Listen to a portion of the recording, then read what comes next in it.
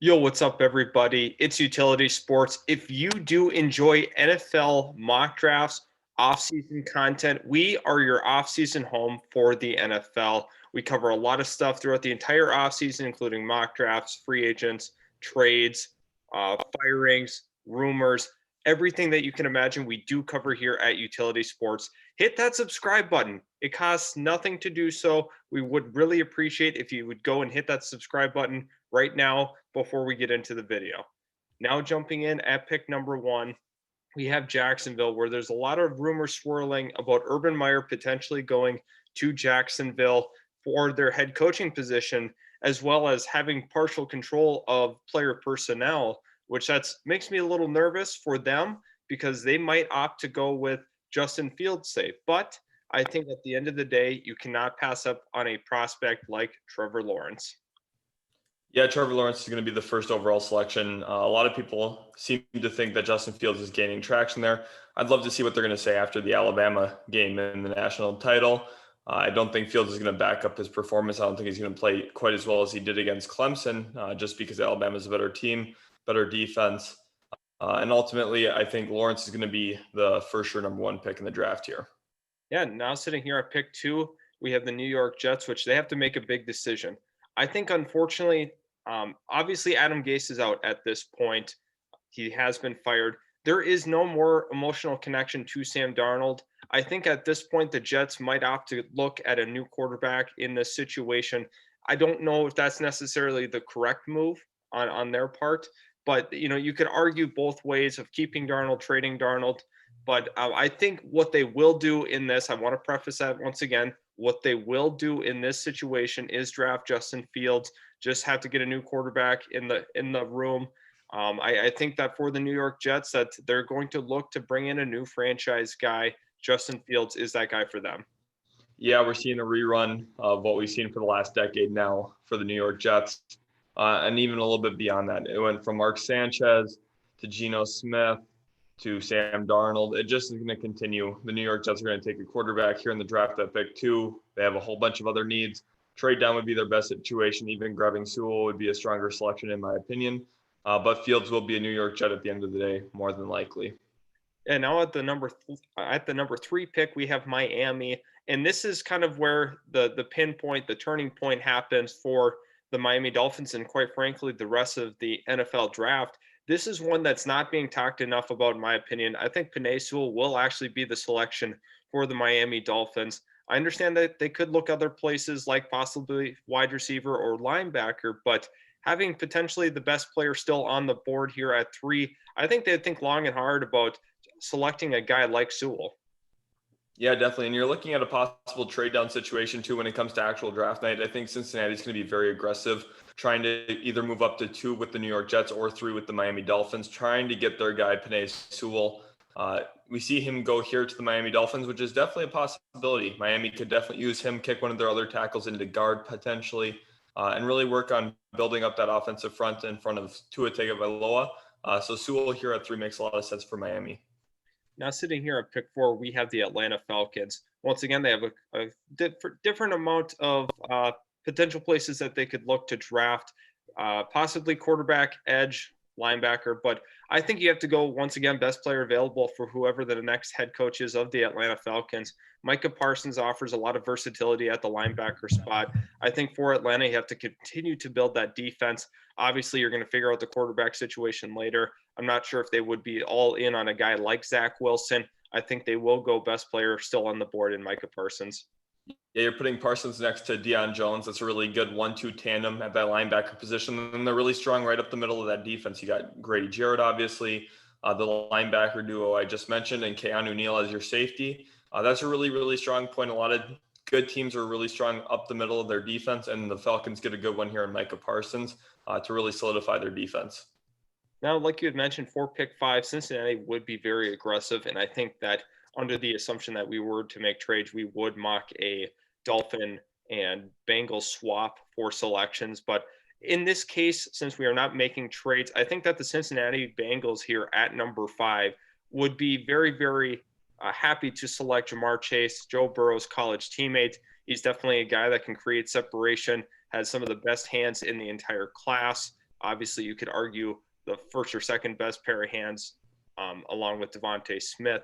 But at this point here with the Bengals getting Jamar Chase, I think that's a home run pick regardless if they miss out on Sewell. Yeah, in our previous mocks, we had been mocking Penei Sewell to them, talking about how happy that would make Joe Burrow. And now looking at him getting one of his former teammates from LSU, Jamar Chase, he's even happier at this point. Jamar Chase is going to be his favorite target, his number one target. We've seen him be really successful with T. Higgins. AJ Green didn't quite have the year many were hoping for him to be having once he was fully back. And now Jamar Chase comes in, takes that number one receiver role. Him and T. Higgins could be a problem in that division for years to come. Now at pick number 6, we have the Philadelphia Eagles. Obviously, they could look at the defensive side of the ball as a possibility to address there. But I think for this mock, I really do think that they will go with Devontae Smith. He's been just too good this year. One of the best players in the entire country. You could argue he has been the best player in the entire country. He's been putting up mad numbers. It's been incredible to watch his progression throughout the entire season. Him and Mac Jones have been a dynamic duo at the University of Alabama, and they're very possibly on their way to a national championship. Yeah, definitely. You're looking at Devontae Smith being one of the top players in the nation, like you mentioned. He's really played himself into a top 10 pick, in my opinion. It was absolutely phenomenal in that game against Notre Dame in the college football playoffs and the Rose Bowl. And quite frankly, as the season progressed, he just kept getting better and better, kept producing more on the field, and it's hard to find him out of the top 10 now in any mock. Yep, absolutely. I think he's kind of locked himself in as a top 10 selection. Now at pick 7, we have the Detroit Lions, which there's a lot of different ways that they can go. Obviously, the Marvin Jones contract situation, something that we really want to continue to monitor, as well as Kenny Galladay's contract situation. But at this point, I do think that they do need to address the defensive side of the ball. I think they're going to really work hard to bring back both of those receivers, actually, and Galladay and Marvin Jones. But at this point, I think Jeremiah Owusu-Koramoah, who has been a later riser once again, he just continues to elevate his draft stock all season long. I think he is going to be the selection for the Lions. They have a ton of needs up as for the front 7, and specifically, I think Owusu-Koramoah is a great fit here in Detroit. Yeah, some of our Detroit Lions fans in the channel might not really like this selection. They think that they need to go quarterback. I'm sorry, but there's so many other needs on this team. I kind of see it like the New York Jets. Obviously, are a little bit more filled out than the Jets are. But you just can't expect Stafford to go win 11, 12 games with some of the players that you have around him. You need to improve that front 7. They gave up some of the most rushing yards in the NFL, gave up some of the most passing yards in the NFL. And that was with a defensive-minded head coach, Matt Patricia. Obviously, that did not work out. It'll be interesting to see who they bring in here, but Owusu-Koramoah is a real good building block on the defense for them. Now here at pick 8, I think that Carolina is ready to move on from Teddy Bridgewater at quarterback. Obviously, they're going to have to pay him next year, but maybe that's a year that you can have Zach Wilson sit behind him and learn, and then you could basically cut him in the third year of Teddy Bridgewater's deal. And then obviously there'll be, only $5 million worth of dead money for Teddy Bridgewater's contract. So I think that's probably the course of action for Carolina. Do you agree with that? I do. Yeah, that's kind of what you and I were both thinking, actually, when that deal got done. Initially, we thought, wow, that's kind of an overpay for Teddy Bridgewater. Doesn't really give you what a franchise type of QB gives you. Zach Wilson long-term gives you a lot more upside. He's a more accurate passer of the football, extends plays a little bit better with his legs, in my opinion. And you're looking at Carolina getting a long-term quarterback option for head coach Matt Rule. Hopefully, offensive coordinator Joe Brady does stick around there for a few more years. He could be a hot name to watch on the coaching market as we progress into the offseason. Yeah, I think that's something that's interesting that you bring up about Joe Brady. There's so many different things that Carolina could do in this situation. Obviously, they do need a linebacker at this point, but I think selecting Zach Wilson makes a ton of sense. Obviously, with the ability to later cut Teddy Bridgewater, and you can also have Zach Wilson learn for an entire season. So I think that's a win-win situation. Looking here at pick number 9, you have the Denver Broncos. There is a big need at the cornerback spot, in particular the number 2 corner spot. I think Patrick Surtain's a great fit here in Denver, a man-to-man guy. He's able to do what Vic Fangio wants to do. At this point, Surtain is a good selection here for Denver at number 9. Yeah, definitely. Bringing Surtain in not only is going to help your coverage, but it's also going to help your pass rush. It gives you a little bit more time for some of those guys to get home, gives you a little bit more flexibility in sending man-to-man blitzes, even some zone blitzes. in there. And Vic Fangio is going to use Patrick Surtain to the fullest, I believe. He's going to get a lot out of him. You kind of see what Fangio is able to do with that pass rush there in Chicago. And you need coverage to get pass rush at home a lot of the time. If your guys are getting open way too quickly, you're not going to get to the QB. A healthy Von Miller and a Patrick Surtain on that defense is a good pairing moving forward. Absolutely. And I think the same idea goes here for the Cowboys at pick number 10. I think that they do need another corner opposite of Trayvon Diggs. We've been talking about this all year long. I think you really need to improve the secondary. Caleb Farley is a great way to do so. Obviously, he was an opt-out this season, but he was phenomenal for Virginia Tech in the 2019 season. I really like what Farley has to offer in terms of his athleticism, his size. Kind of like Surtain, they have the physical tools to be really, really good corners in the league. Yeah, you see Caleb Farley coming in here, and that's really big because remember, just at pick 6, we had mocked Devontae Smith to the Philadelphia Eagles, an in-division rival for the Dallas Cowboys. Here they get a cornerback to hopefully match up with Devontae Smith and slow him down for years to come. That's going to be a fun matchup to watch if they both land there in Dallas and Philadelphia. Yeah, now we're sitting here at pick 11. I think that the New York Giants are a little disappointed this morning. Obviously, they weren't able to make the playoffs with the Washington football team defeating the Philadelphia Eagles last night. That was very interesting game. I feel like a lot of Giants fans are very angry, understandably so. At this point, I think that they will go Jalen Waddle. They're going to add a dynamic receiver to put with Daniel Jones. You'll have Saquon Barkley back next year. I think this offense is looking quite a bit better when you add a guy like Jalen Waddle, who can really do a lot of things underneath in particular, and he can also take the top off of defense. But his ability to catch the ball in short spaces and really break off big plays is a huge reason why that New York would be motivated to make this pick. Right, grabbing Waddle gives you a guy who's going to be able to work the middle of the field. Obviously, you have Sterling Shepard, who already does that a little bit, but Waddle gives you a different dynamic, high-end speed, a guy who can cut down the middle of the field on the seam routes, beat guys outside one-on-one with his speed. He's going to be a great weapon. Obviously, some would prefer Kyle Pitts there, but Evan Ingram's actually played pretty solid this year, one of his better seasons as a pro, so I think Waddle makes more sense here than a player like Kyle Pitts. At pick number 12, we both feel strongly about this, and we think that San Francisco will move on from Jimmy Garoppolo this offseason, therefore leaving a hole at the quarterback position. Trey Lance, who is a high upside quarterback from North Dakota State, would be the selection under this assumption.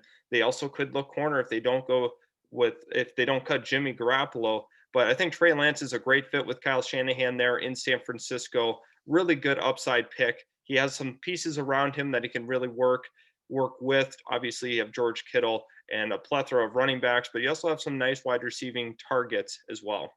Yeah, definitely. Looking at Trey Lance, he gives you the upside over Garoppolo in a lot of different ways. One, he has a track record of not turning the ball over for North Dakota State. 2 years ago, obviously this year only played 1 year, but 2 years ago he had 0 interceptions that season. That's something that's going to be really valuable for San Francisco. When you have such a strong defense, if you can manage field position by not turning the ball over, that's something that's going to really help you. And I think Shanahan's also going to make the most out of his dynamism, something that a lot of these other QBs in the top selections don't necessarily offer to the fullest extent. Absolutely. Now we're sitting here at pick 13. We have the Chargers. We've been mocking edge all year long, but I'm going to opt to take a tackle. I think it's really important that they get a left tackle in place for Justin Herbert. Obviously, they're going to have Brian Bulaga at the right tackle spot, but their left tackle spot has been a revolving door for some time now. I think Christian Darrisaw offers some stability along that offensive line. Yeah, definitely he does. You're looking at a building block piece for Justin Herbert's offensive line. You need to protect him. He's obviously shown that he's going to be your franchise guy.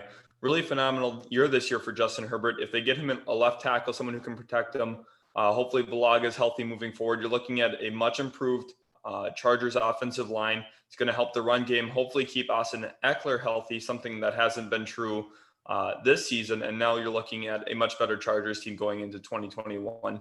Absolutely. Now we're sitting here at pick 14. We have the Minnesota Vikings at this point. I think it's worth noting, possibly taking a tackle, possibly taking a guard. I think it's really based off of preference. Either way, I think you're doing really, really well for yourself. But my reasoning behind the Wyatt Davis selection here is he is a run-oriented guard. He's really going to be able to create some holes for Dalvin Cook. Obviously, they're more of a run-first offense anyway. They really like to get Dalvin Cook the ball. I think Wyatt Davis is a really good selection here for the Minnesota Vikings, giving you some stability at the guard spot. And then you have to make a decision if you want to move Ezra Cleveland to the other guard spot or possibly to a left tackle spot where they originally thought he was going to play, but he has played phenomenally at the right guard spot so far this season. Yeah, definitely bringing in Wyatt Davis improves that offensive front. That's something they badly need. They put a lot of money into Kirk Cousins. They put a lot of money into Dalvin Cook. Now you have to get players that are going to help these two produce. Wyatt Davis hopefully can help limit some interior pressure on Kirk Cousins while opening up a lot of different holes for Dalvin Cook as a runner. That's really a sensible pick, in my opinion, for the Minnesota Vikings here at 14. Now we're sitting here at 15. We have the New England Patriots, which I don't think Cam Newton's going to be back next season. So for whoever the quarterback is at this point, I don't think they will select one in the first round. There are some options possibly sitting here, Mac Jones, Kyle Trask, but I don't see New England taking a quarterback here at this spot. I think they're going to either leverage the trade market or they are going to sign a guy like Jimmy Garoppolo or some of the other quarterbacks that do get cut this offseason. But kind of looking at it holistically, I think that they will take a tight end. Kyle Pitts is the selection. He's a top 10 player, gets to 15. I think he's going to vertically stretch the field for the New England Patriots. But at this point, it's all about getting weapons for your next quarterback. Yeah, definitely. And like the values here on it, this is such a Bill Belichick pick. You're getting one of the top 10 players at pick 15. Really good value here at this point. He's a dynamic tight end, something that we don't really see in the rest of this class. He's far and away the best tight end in the draft here. And the Patriots are getting him at 15. No risk here. They didn't have to really move up. There's not a lot of teams in front of them that I really see, necessarily taking that tight end position with some of the other needs that they have. I think New England's very comfortable selecting him and moving forward with him, even with that QB question mark. Yep, absolutely. And now we're sitting here at pick number 16. There's a lot of places that, the Cardinals could look to go at this spot. They could look at the corner spot. They could look at the edge spot. And I think that they will take a guy who has kind of fallen through the cracks so far at this point, Gregory Rousseau. A lot of the edges have kind of taken a little tumble due to, current team needs and everything for the top, 15 picks, 16 picks. And looking at Gregory Rousseau, he's a big physically imposing defensive end that can get after the quarterback, can defend the run. I think he's a great fit in Arizona. And he's really going to be, a true edge presence for them, going to be able to contain the quarterback. I really like that pick for Arizona here at 16. Yeah, they just need to get after the quarterback more. I think Rousseau is going to come and help them do that. They also need to see Isaiah Simmons take another step forward this offseason. Didn't quite translate to the NFL as quickly as some of the other rookies had. But if Rousseau can come in, get after the quarterback, Isaiah Simmons takes another step forward on that defense, you could be looking at a big improvement, especially if Chandler Jones is back and healthy next season. Absolutely. Now we're sitting here at pick 17. It is the Las Vegas Raiders. They have a lot of problems getting to the quarterback. So now we see two edge needy teams here, possibly in Arizona and Las Vegas. I think that they go the other really, really talented edge rusher and Kwity Paye here at 17. Obviously, they've had some issues getting to the quarterback. They could look for interior presence, for pass rush. But I think at this point, you take the best player amongst the defensive linemen here with Kwity Paye at 17. Yeah, and pass rush for them, another really big concern of mine when I watch Las Vegas Raiders. Generally, they just don't get after the quarterback. Cleveland Farrell just hasn't quite panned out to the full extent. He gets pressures, kind of like Jadeveon Clowney does, but doesn't really get home often enough. Kwity Paye is going to give them that. Also going to be able to impact the run game. They need a lot on that defense. Ultimately, you could be looking at a cornerback need still later in the draft, a safety need, a linebacker need, an interior defensive line need. Kwity Paye, best player on the board yet at this point on the defensive side of the football, in my opinion, like you had said. And he goes here at 17. I really like that fit and selection. Now looking here at pick 18, I think that they could consider a wide receiver at this spot. Rashad Bateman is the guy that I've been comfortable mocking to the Miami Dolphins with their second pick. But at this point, I do think that they would opt to go with Zaven Collins. I think that Miami could come around with their second round pick and look at a guy like Kadarius Toney. Definitely a guy that they could look for. But I think taking a guy like Zaven Collins is really important for Miami. You have to take a linebacker on that defense. Give Brian Flores a little bit of flexibility with what he wants to do with the linebackers. I think Zaven Collins, who's been a big reason for Tulsa's jump this season, is a really, really important player to add for this Miami Dolphin defense. Yeah, and looking at Miami's end of things here, they have so much versatility in what they could do in the draft. Here we saw them take Sewell, third overall, get that linebacker later. We had been mocking Parsons to them early, but now they're getting a really good linebacker again. And with them having picked 35 again from the Houston Texans, you can see them going a variety of ways. Wide receivers will still be on the board there with good quality. And Miami can really fill out some of its needs, some of its wants, and some of its necessities on that defense. You get a lot of different avenues to improve that team, and they're going to be a really, really good team next year. Absolutely. And they barely missed out on the playoffs. Very unfortunate for them this season. Now looking at a team that was able to scrape by and make the postseason out of the NFC East, Washington football team. At this point, I think you have to look at the quarterback position. They are going to push to take a quarterback because, with their next pick in the second round, I don't know if there's going to be a quarterback available that's worth taking. I think they are going to push the envelope and still select Kyle Trask with this pick. I know a lot of people are really low on Kyle Trask now, but at this point, I think Washington is going to take a quarterback at this point. They don't have a quarterback on the roster that's a long term option. I think Kyle Trask could possibly give them that here at 19.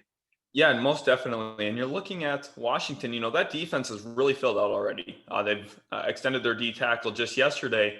And they've got a lot of different players there in that front seven that are going to be around really long term. They got some cornerbacks that are going to be there for a while. They need to take offensive players, whether that would be a skill position, like a wide receiver, running back, or going with the quarterback here. That's just where their needs are. Ultimately, they have to go offense here in the first round, in my opinion. Trask is a guy that's going to be a long-term starter for them, a long-term option. Hopefully he works out with Ron Rivera. Dwayne Haskins did not once Rivera came in.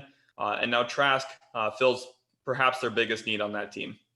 Now we're sitting here with the pick at 24 Chicago. I think a guy like Mac Jones after the national championship game, he very well could, raise his stock and find himself in the top 20 as well. I was back and forth between a tackle and a quarterback, but once again, same problem that Washington has. They're too far down the line in the second round in order to make a splash at quarterback. I think it's very possible that those two guys are selected ahead of their picks. So at that point, I think that they are going to push to take a quarterback in Mac Jones. Once again, I think the national title game could really change the image on Mac Jones. I think it would be an interesting selection here at 20 to get Mac Jones. Yeah, Mac Jones going here to Chicago makes a lot of sense. A lot of people seem to be liking Mitch Trubisky all of a sudden. I'm not really sure where that's coming from. Yeah, he's played pretty well this year, but I don't think that long term you could really rely on him being an option. Bringing in Mac Jones puts a little bit more of that competition back at that quarterback position. And Nagy's going to want that. Nagy wants a competitive QB, someone who's going to give him a chance. Remember, he's an offensive guy. And so far, the defense has been way ahead of that offense in his tenure there. Mac Jones is going to hopefully turn that around. And you see both of those QBs that maybe are low-end first-round picks going before the Indianapolis Colts in this mock draft.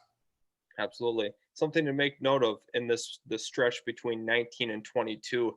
It's very, very possible that we could see 4 tackles go in a row. I'm not ruling that out because they are all tackle needy teams, and maybe Washington or Chicago wants to, stay ahead of them, Jacksonville and Indy, and take a tackle at that point.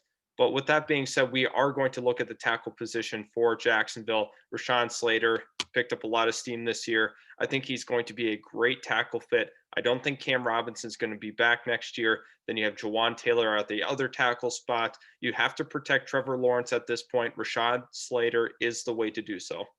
Yeah, you're looking at bringing in Trevor Lawrence first overall. Obviously, the no-brainer selection there, getting that quarterback. And now you have to protect him. You just can't throw him into the fire, open him up to, contact every single play. That's kind of what we saw with Kyler Murray his first year in Arizona. He was sacked the most in the NFL. They didn't really have a tackle for him. Jacksonville, with the second first-round pick, has the luxury of coming back, grabbing an offensive tackle to protect their new franchise guy. And Slater's going to do just that for Trevor Lawrence. Now sitting here at pick 22, we talked about the uncertainty with Anthony Costanzo. We don't know if he will be back next year. He hasn't vocally said that he will be back. He has pondered retirement. At this point, we think it makes a lot of sense for Indianapolis to go with a guy like Samuel Cosmi from Texas. You have to be prepared for whoever your next quarterback is, whether it be Jacob Eason or if Phillip Rivers decides to stay another year after a successful campaign in Indianapolis, or a trade market quarterback, whoever they bring in. I think at that point, you have to protect that guy. Yeah, looking at Indianapolis too, they have a long track record now of taking offensive linemen. That seems to be really where they focus on building their team right in the trenches. Cosme is going to help give them that. I don't think they're going to play around with this Costanzo situation. I think that they're going to be very cautious, very careful, make sure they have a tackle long-term to replace him.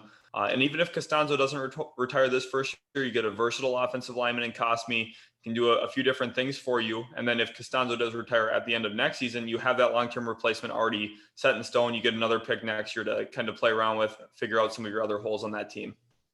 Now at pick 23, we have Cleveland. I think that they are going to look at edge. We just found out the news about Olivier Vernon with his torn Achilles, and I just don't find it likely he was going to be back regardless next year. You have to have another guy that could really rush the passer opposite of Myles Garrett. Joseph Osai is going to be the selection here out of Texas. He is able to force fumbles, get after the passer. I really like Osai for the Cleveland Browns. Once again, like I had mentioned, you have to have two guys that can get after the quarterback, not just one. It's going to make, life on Myles Garrett a lot easier. He sees doubles all the time.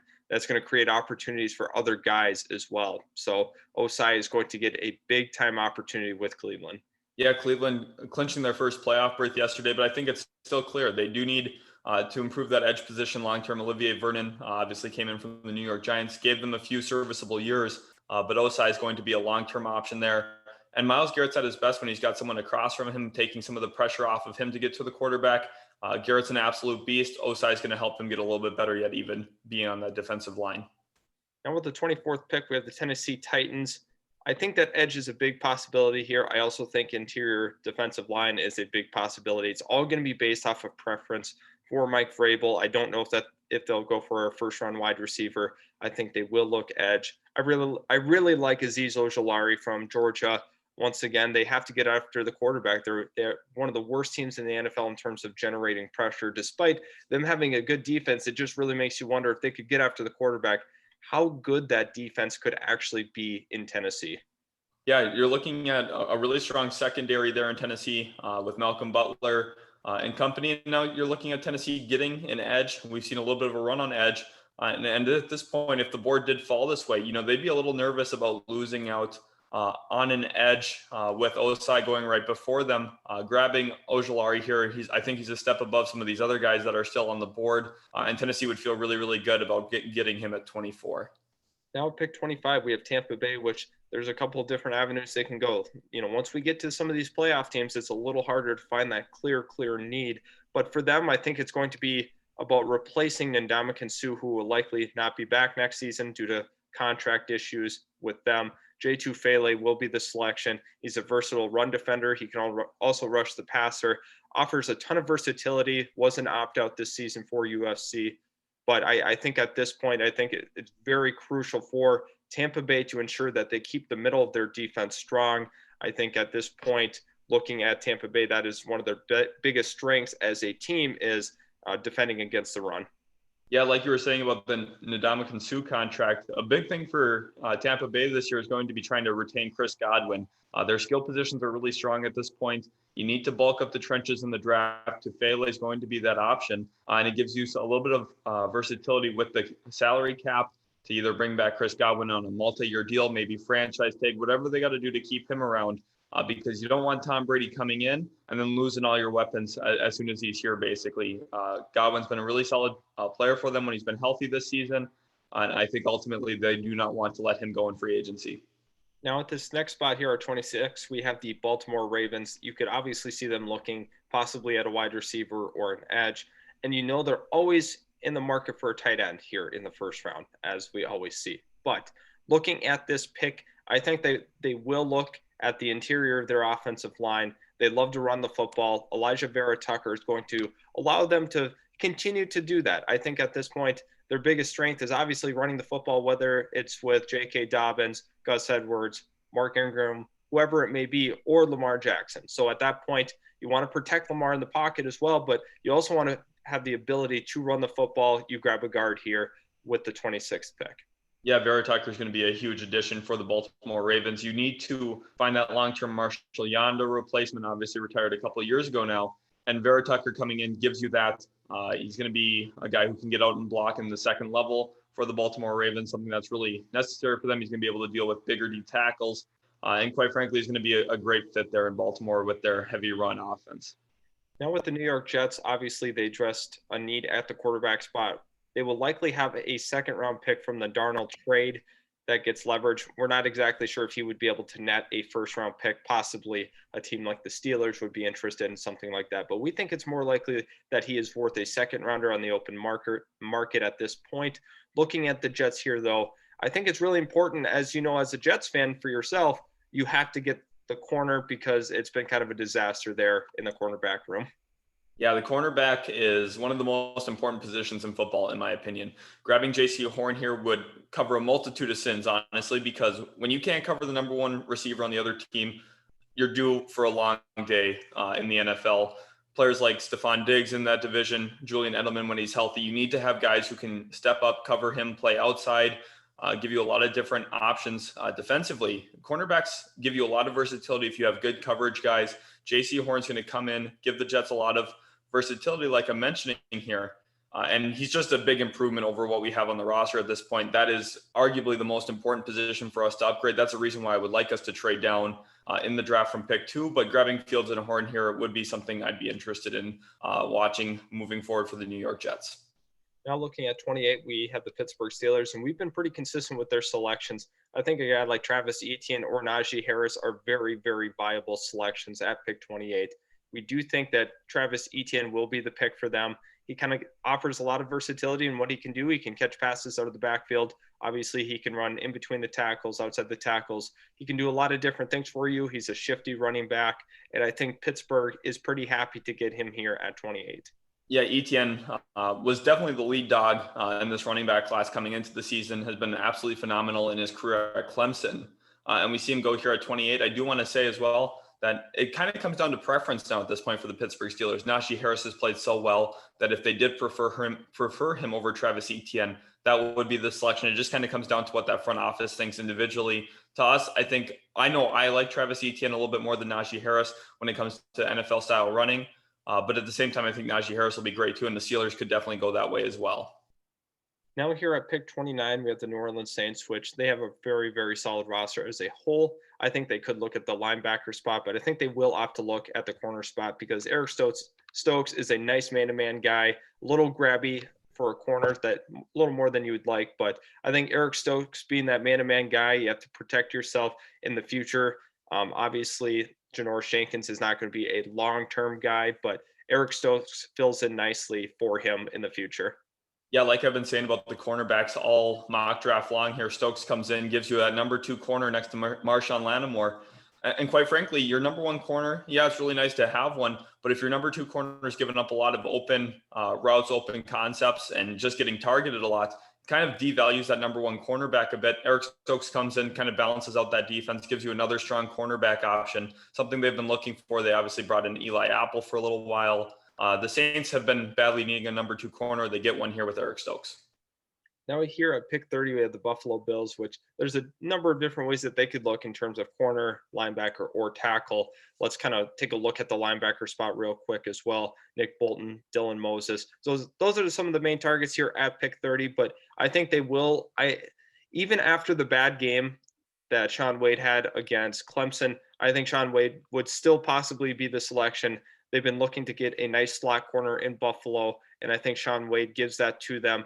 Obviously was regarded as one of the best corners in the entire class this season, one of the best players in the entire class. He was a top 15 player heading into this draft. I think they're going to kind of bank on, a little progression here and kind of get back to where he was before the season started.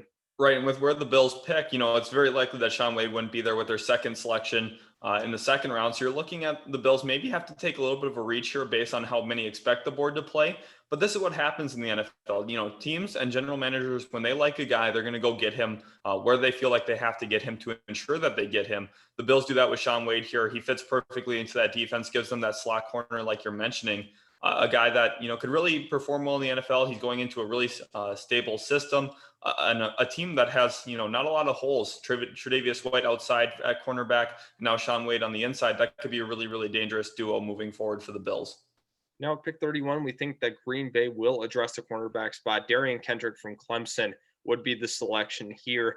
Obviously, Green Bay could look at the wide receiver spot, but another outside corner opposite of Jair Alexander is ideal for them here at 31. Right, exactly. You're looking at Kendrick coming in, filling in that number 2 corner spot. And like we've been saying, cornerback is just such a big need, especially in that division as well. Looking at the Minnesota Vikings, Justin Jefferson just broke almost every rookie receiving record without even playing really the first 2 games of the season. Adam Thielen's still a problem there. We had mentioned the Lions probably wanting to bring back Marvin Jones and Kenny Golladay this offseason. And the Bears, Darnell Mooney's really come on as of late. Allen Robinson could be back as a Chicago Bear. That's a really strong division when you look at the receiver play. Darian Kendrick coming in helps, maybe nullify a little bit of that and gives the Packers a strong 1-2 option at corner. And now finally at pick 32, a guy that has kind of fallen through the cracks in this mock draft, and it's a little surprising, is Rashad Bateman. I think if he had opted out before the season started, very possible he would be a top 15 pick, top 20 pick. But now, after some of his struggles that we saw with Tanner Morgan at the University of Minnesota, I think that there's a possibility that he takes a little bit of a fall. I don't know if he'll fall this far, but Kansas City would be licking their chops to get a guy like Rashad Bateman at this point. They have 2 receivers under contract going into next season. Add Rashad Bateman into the mix and see what happens. Yeah, I really do like Bateman coming in here at 32, and I think this is definitely something that's possible. This is going to be a really unique draft. Ultimately, when you look at what could possibly happen, some of the opt-outs like Gregory Rousseau, who we saw fall in this mock, Rashad Bateman fall in this mock, a few others, even Jamar Chase. There's a little bit of question marks because they didn't play this year. We didn't get to see as much of them. Obviously, Bateman played a little bit, but it just kind of throws a wrench into things because some of these players that maybe would have for sure solidified themselves as top 10, top 15, top 20 picks didn't get the chance to prove themselves yet again.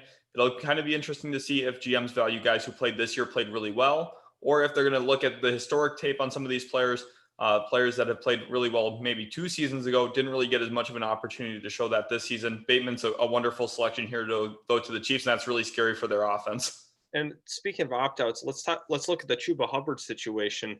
Had he opted out before the season started, he was probably going to be a first-round pick.